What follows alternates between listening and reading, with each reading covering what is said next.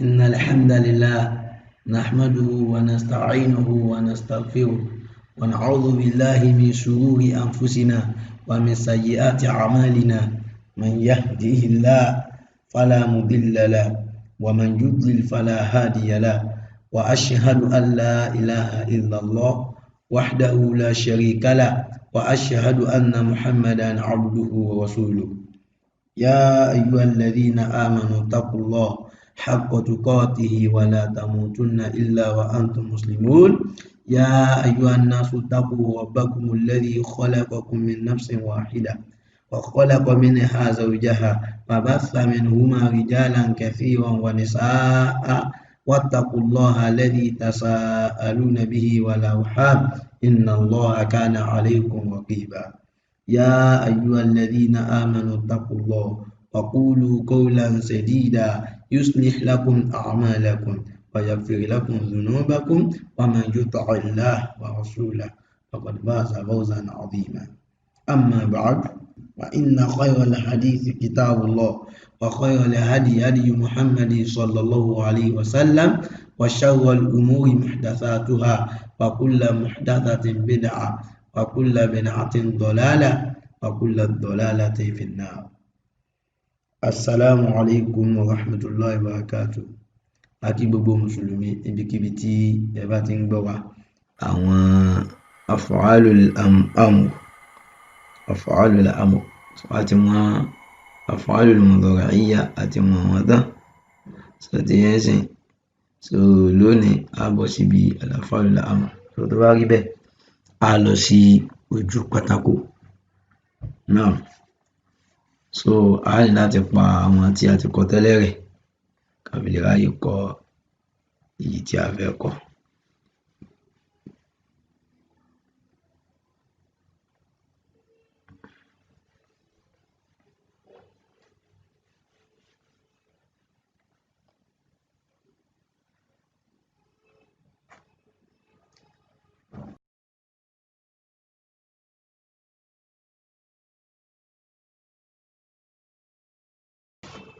Náà àmọ́ kéèsì kan wà àti kọ síwájú náà wọ́n ń pè ní takhfiful hamza aw hamzatul mukhaffaf. So àti kọ́ ńgbà tí a bẹ̀rẹ̀ ẹ̀kọ́ yẹn náà takhfiful hamza takhfiful hamza. So takhfiful hamza, so wọ́n máa ń fojú pé hamza kò strong wọ́n máa ń fi wò. So ó máa ń ṣẹlẹ̀ bí fi'lul amri yìí lọ́pọ̀lọpọ̀ ìgbà. So kódà gan Lárúbáwá máa ń lò dáadáa. Àmọ́ nípa wípé ṣé bí fi'lul mudari tá a kọ́ lọ yẹn so máa ń ṣẹlẹ̀ ńbẹ̀ àbí ìṣẹ̀lẹ̀ ńbẹ̀ ikhtilafu wà ńbẹ̀ nínú èdè Lárúbáwá. Àmọ́ ní tó jẹ́ sí pé kí ni ó wà nínú Qur'an òun náà ni pé kí ni o tí mudari a rí tí amru la rí.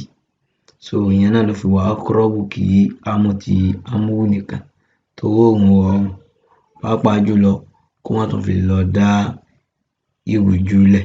Torí pé hamza náà so àwọn ìṣesí rẹ̀ pọ̀ náà nínú sọ́ọ̀fù tá a bá débẹ̀ a máa kọ àmọ́ takhfiful hamza yìí tó túmọ̀ sí so tá a bá ti ṣe af'alul amri yìí sìn á rí.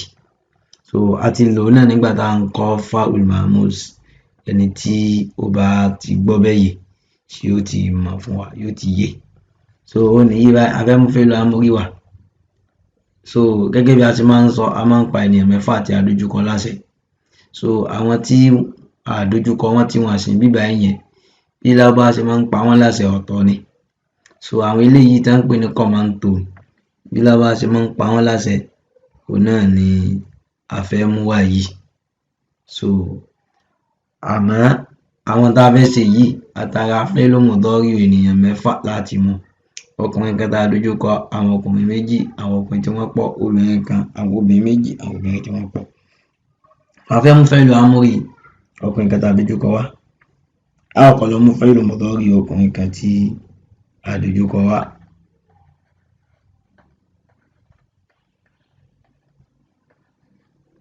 So a ti kọ àwọn eléyìí tẹ́lẹ̀ àwọn tá a bá kọ so àwa náà lè kọ sí òkè rẹ̀ nínú ìwé wa àbí nínú tírà wa.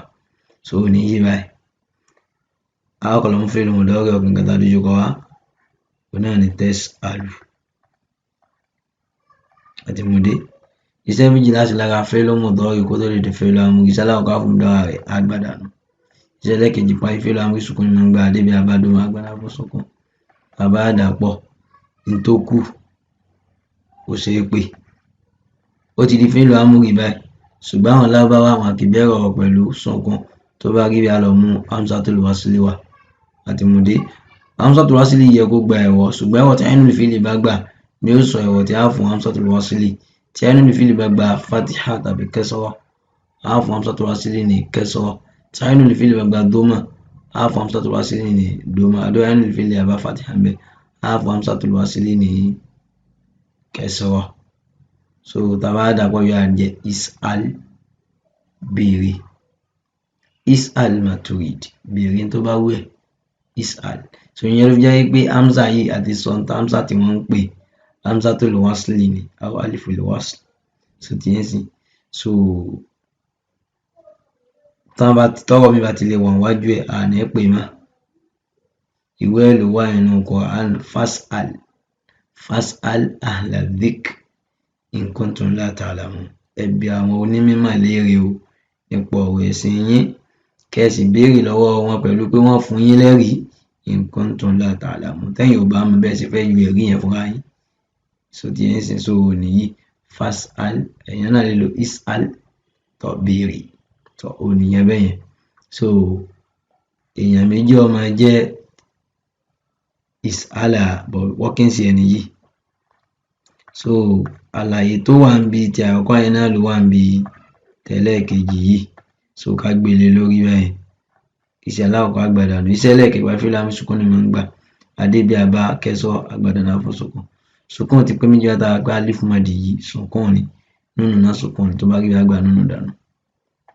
So tàbá dàpọ̀ ní tó kù kò ṣeé pè.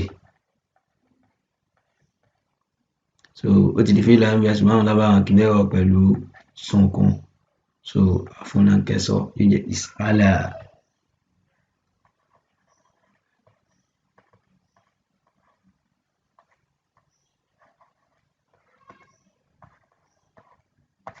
Ó nìyí báyìí á gbẹ̀dẹ̀ báyìí sukun sì pé méjì látara pé wọ́n yí sukun nínú náà sukun ni.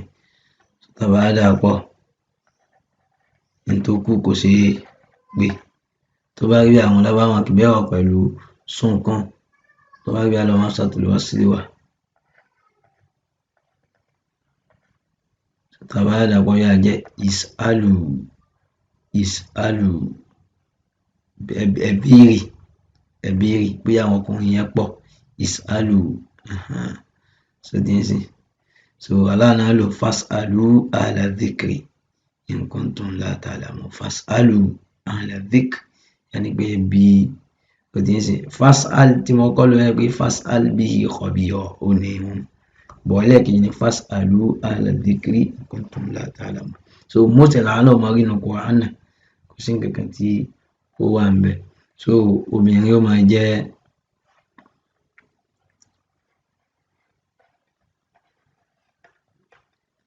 tas'alina fi'l mudari.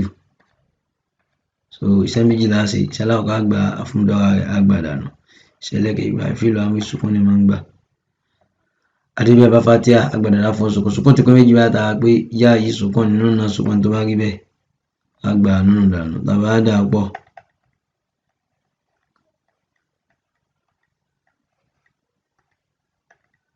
ní tó kù ṣeé pé di fi'l amri bẹ́ẹ̀ ṣùgbọ́n àwọn Lárúbáwá kì í bẹ̀rẹ̀ ọ̀rọ̀ pẹ̀lú sukun tó bá rí àwọn hamzatul wasli wá. Àwọn hamzatul wasli yẹ kó gba ẹ̀wọ̀ ṣùgbọ́n ẹ̀wọ̀ tí ainul fi'li bá gbà ni ó sọ ẹ̀wọ̀ tí a fún hamzatul wasli. Tí ainul fi'li bá gba fatiha tàbí kasra a fún hamzatul wasli wá ní kasra. Tí ainul fi'li bá gba doma a fún hamzatul wasli ní doma. Àdó ainul fi'li àbá fatiha a fún hamzatul wasli ní kasra. Tàbá dà yà jẹ́ is'ali. So bí à ń bómi sọ̀rọ̀ is'ali béèrè. So ti yẹn sìn so àwọn obìnrin méjì náà máa jẹ́ is'ala. is'ala tas'alani. So iṣẹ́ méjì láti aláwọ̀kọ́ àfúndára gbàdánù. Ìṣẹ̀lẹ̀ kejì bá fílù amri sùnkún ni máa ń gbà níbi àbá kẹsàn-án gbàdánù. Sùnkún ti pé méjì báyìí látara alifu yìí sùnkún ni, nùnù náà sùnkún ni, tó bá rí bí àgbà nùnù dànù. Tàbá dàpọ̀ ní tó kù kò ṣeé pé. Ó di fílù amri báyìí ṣùgbọ́n àwọn lábáwá bẹ̀rẹ̀ pẹ̀lú sùnkún. So tó bá rí bí alọ́mọ́ sátúlù wá sílé wa. So àfúnà kẹsàn-án yá jẹ́ is'ala. So àwọn obìnrin tó pọ̀, so a lọ kọ́kọ́ lọ mú fáìlù mọ̀dọ́rí àwọn obìnrin tí wọ́n pọ̀ tàbí jókọ wá. Tas'alna. Iṣẹ́ méjì láti lára fílù amri kó tó lè di fílù mọ̀dọ́rí. Iṣẹ́ aláwọ̀kọ́ àmúdọ́ra rẹ̀. Iṣẹ́ méjì láti lára fílù mọ̀dọ́rí kó tó lè di fílù amri. Iṣẹ́ aláwọ̀kọ́ àmúdọ́ra rẹ̀ àgbàdànù.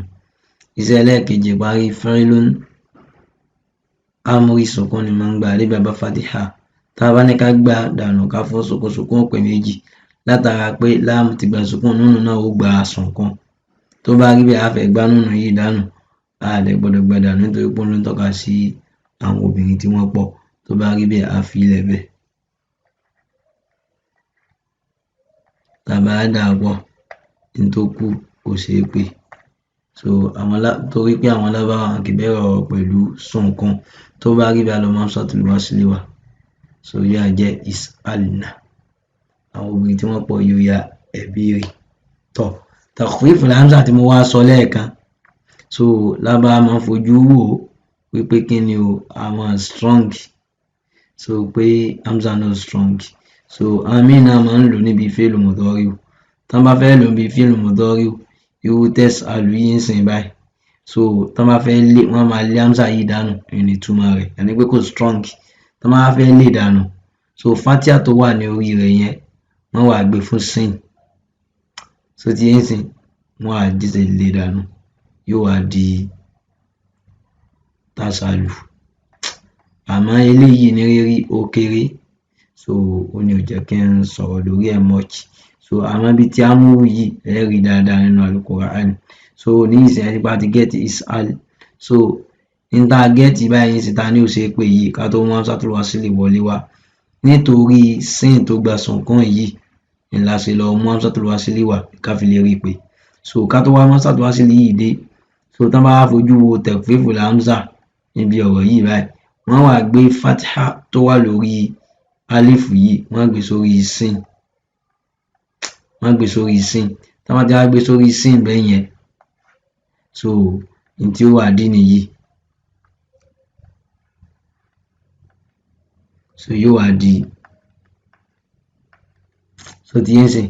So wọ́n ṣẹ̀ṣẹ̀ wá lé hamza yẹn dànù. Tán bá ti wá lé hamza yẹn dànù yóò wá di sal. So ẹ máa rí inú Qur'an. Sal bani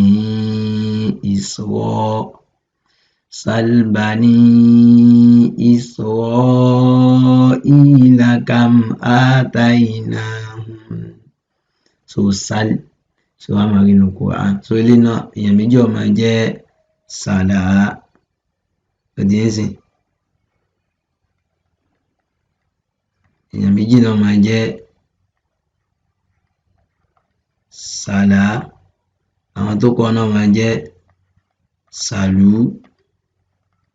Ó di yẹn sìn. Obìnrin kan náà máa jẹ́ sálì. So obìnrin méjì àwọn ọkùnrin méjì àti obìnrin kan náà máa jẹ́ sàlá. So àwọn obìnrin tó pọ̀ máa jẹ́ salna. So ó nìyẹn. So takhfīful hamza ń ló ṣẹlẹ̀ níbi tí wọ́n tó fi di sal, sàlá, sàlú, sàlí àti sálà. Ó di yẹn sìn àti salna. So tó bá wù yín ẹ lè lo ní tí mo kọ́kọ́ wọ́ọ̀kì yìí. A sì lè lo ẹlẹ́ẹ̀kejì. So méjèèjì ni lábáwá máa ń lò dáadáa. So ní kúkúrú. So tó bá di ilé ẹ̀kọ́ mìíràn a tún bẹ̀rẹ̀ látorí lamul mahmuz inshallah. Lẹ́yìn yẹn la wá bọ́ sí al-mithal ní under agbọ́nrin al-fi'lu al-mu'tal. So torí pé tá bá ti parí eléyìí nísìnyí báyìí nísìnyí ìpín ẹlẹ́ẹ̀kẹta ó túmọ̀ sí pé a ti parí gbogbo af'alu sahiha, àwọn af'alu tó jẹ́ pé fi'lu wọn ní àlàáfíà. So subhanaka Allahumma bihamdik ashhadu an la ilaha illa ant astaghfiruka wa atubu ilayk. Assalamu alaikum wa rahmatullahi wa barakatuh.